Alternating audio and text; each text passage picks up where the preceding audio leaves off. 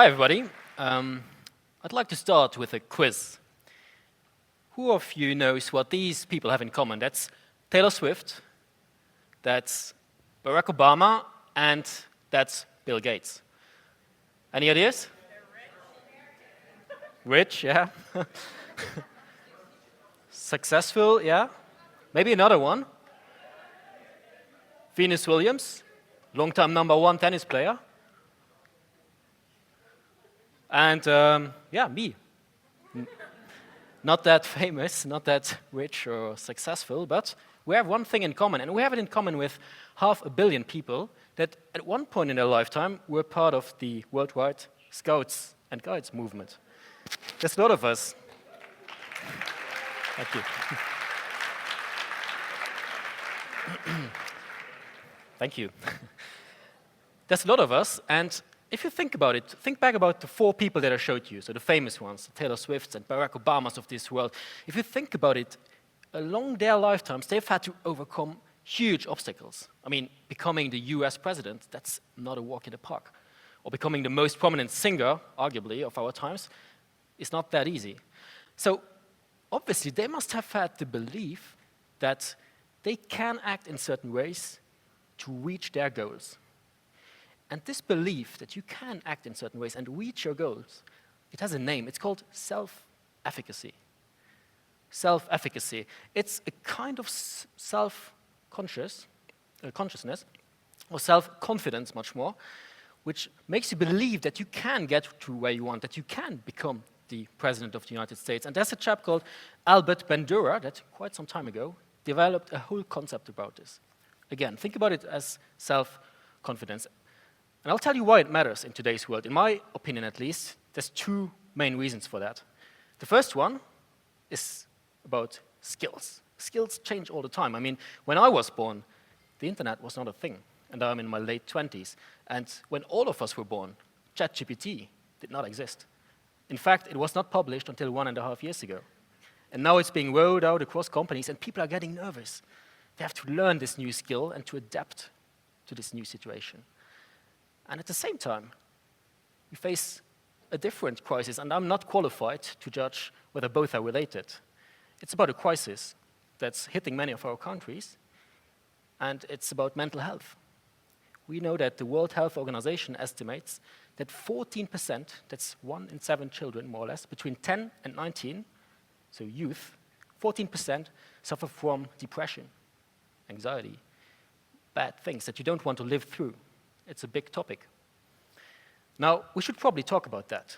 But we should also talk about the remedies that exist, because they exist.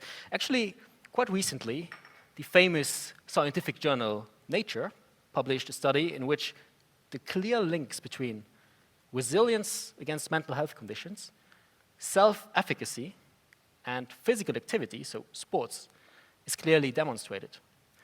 So you can do sports to increase that self-efficacy, that resilience against adverse conditions, but at the same time, you can also learn that in dancing, in music, in Scouts. And I'll show you why. Because Albert Bandura said that growing this self-efficacy remains on 4 pillars. 4 pillars, out of which the first one is having little experiences of success. So this is not Mount Everest, it's not a crazy mountain, but it's a mountain where we send up hundreds of our young members 1.5 years ago in Austria. We sent them there, and we said, okay, here's the path, try to go up there. I mean, of course, we make it feasible for these children, or young people, in this case, 14 to 17, but nearly all of them made it up there. And these little experiences of success, they matter. You have them in sports as well. If you won your first 5 miles or 10 miles as a young child, well, that's a success. It's the first time you do it. It reinforces itself with every success, so this matters. And what also matters is the way you do it, and that's about the second pillar. The second pillar, I'd like to introduce it by a question. Who in here thinks that they are influenced by people around us? I mean, certainly me, and I think quite a lot of you. And actually, we might think about this in a negative way, but we might just as well think about this from a positive perspective, because what if you should never underestimate the power of somebody telling you, yes, you can. Actually, those are the 3 most powerful words, or literally, yes, we can, That made somebody very powerful at one moment, and there's a reason for that. And this social persuasion, here's another picture from that hike, it works every time. I mean, quite naturally, when you walk up a mountain and you see a friend struggle, I mean, obviously, you will tell that friend, come on, you can do that, we can walk up that mountain. You will do that naturally, you will not think about it. It works from a very young age. This is another picture from one of our camps last summer. So it matters that we put our young children and our young adults in groups of 5 to 6 people, where typically they will very naturally say, yes, you can. And then they can. And they start building up that self-confidence that matters so much in today's world. And the interesting thing about these groups is that it works for something else as well, and that's the third pillar. It's something you might have heard about as peer-to-peer learning. It sounds maybe a bit educational, but you can learn it with very simple things like cooking. I mean, this is from a camp, but this illustrates it quite well. We have this little girl on the right that watches that other little girl, somewhere between 6 and 8, because that's that age group. She watches her cut that zucchini. So she learns 2 things in her mind. First, she learns technically, how can I cut that zucchini? So that's very technical. But second, she learns, well, if she can do that, and if he can do that over there, I can do that too. I mean, they are peers, they are my age, we're the same.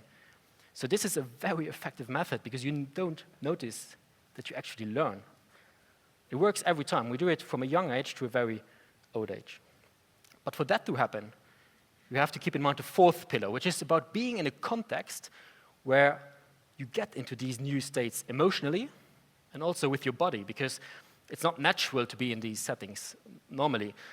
Think about this little boy here. I mean, for us, it's probably not the most spectacular thing we've heard today, and that's also due to the quality of the previous talks. But if you think about this boy, he's 6, 7 years old, he's standing on a slack line, keeping his equilibrium, but it's probably the first time he's doing that.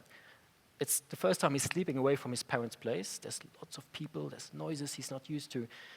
So we put him into this new emotional and physiological, with his body, state.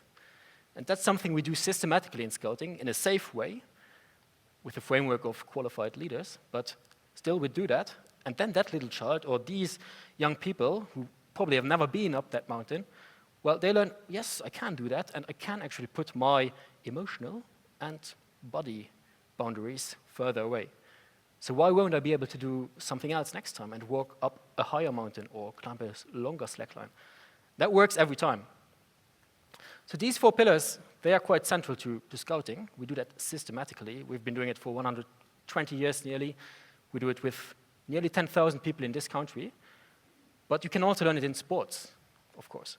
You can learn it in music very effectively. If you play the piece that we just heard for the first time all together, that is a clear success. And then you do it again and again. You build up that self-confidence. You can also learn it in dancing, in plenty of places. So my call to action would be for you and your children, choose one of these things. It can be Scouting, that's what I chose, it's great, it's popular here in the country, but you can also choose other things, music, dancing, sports. Choose one of them, forget self-efficacy, and you will just, by yourself, build up that self-confidence and self-efficacy without noticing it. So choose one of them, join them, and have fun. Thank you.